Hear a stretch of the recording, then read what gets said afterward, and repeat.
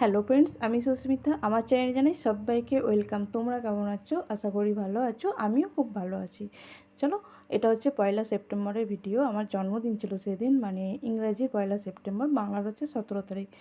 আর সেদিন যেহেতু 15 তারিখ ছিল, তো মা ছিল না বাড়িতে। মা বাবা কেউই থাকে না বাড়িতে, আমি একাই থাকি। তো বাড়িতে সেইভাবে সেলিব্রেশন হয়নি গো।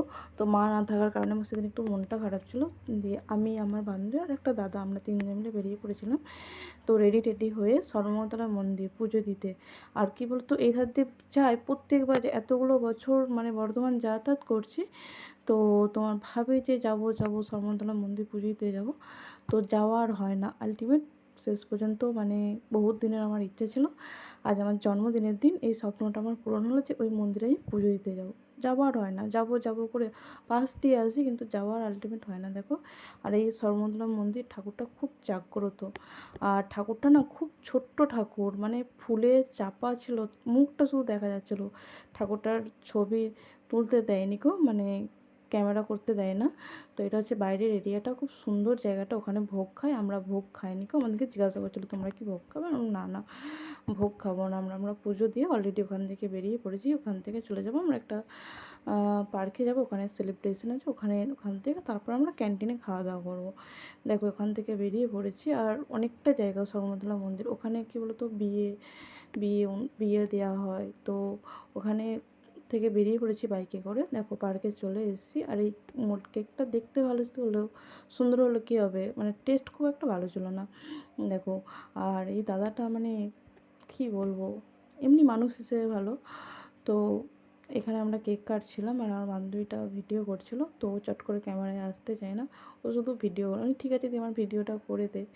তো যাই হোক, দেখো এখানে কি বলতো, আর কেকটা মানে এত সুন্দর দেখতে লাগছিলো, মনে হচ্ছে কাটার দরকার নেই, নিজে ফ্রিজে রেখে দাও, যতদিন খুশি থাকুক।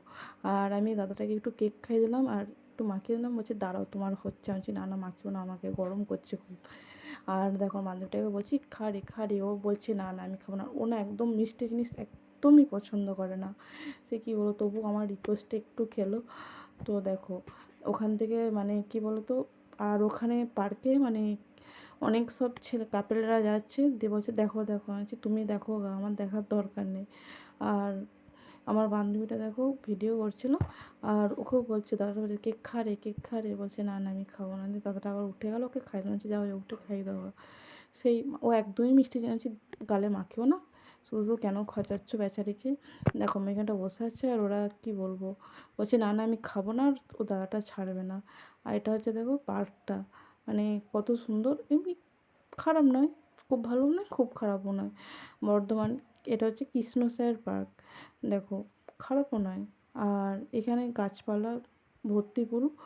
আর আমরা যেখানে ছিলাম ওখানে ঠান্ডা ছিল, আর এত যাচ্ছে তাই বিচ্ছিরি। আমি দিও না, গালে মাখিও না, সে শুনবে না, দিলে তো আঁকে ঘামে গোটা গা, হাত পা প্যাচ প্যাচ করছে, কি বলবো। দিয়ে আমি দাঁড়াতে বলছিলাম কখন যাবে এখান থেকে, বলে একটু পর যাবে। এই তো এলাম, চলো চলো, আর লেট করতে হবে না, এবার চলো ওখানে। আর ওই সুযোগে আমার বান্ধবীটা দিল আমার মাথাটা 12টা বাজিয়ে। আমি বলছি দাঁড়া, তোর হবে, তোরও দিন আসুক, তোরও মজাটা আমি দেখাবো। দেখো, এবার কি বলতো, বলছে না না একদিন, দাদাটা বলছে একদিন মাংলে কিছু। বলছি হ্যাঁ, মাংলে কিছু হবে না, অমনি বলে দিলে তুমি। দেখো, ওখান থেকে আমরা বেরিয়ে যাব, বেরিয়েছি আমরা একটা ক্যান্টিনে ঢুকবো। ক্যান্টিনে আমরা অর্ডার করেছিলাম বান্ধবীটার জন্য ভেজ বিরিয়ানি, আর আমরা অর্ডার করেছিলাম চিকেন বিরিয়ানি, চিকেন চাপ। ওখান থেকে বেরিয়ে তারপর আমরা বাড়ি চলে গেছিলাম। ভিডিওটা ভালো লাগলে লাইক কমেন্ট অ্যান্ড শেয়ার করবেন, পারলে একটা সাবস্ক্রাইব করে দেবেন।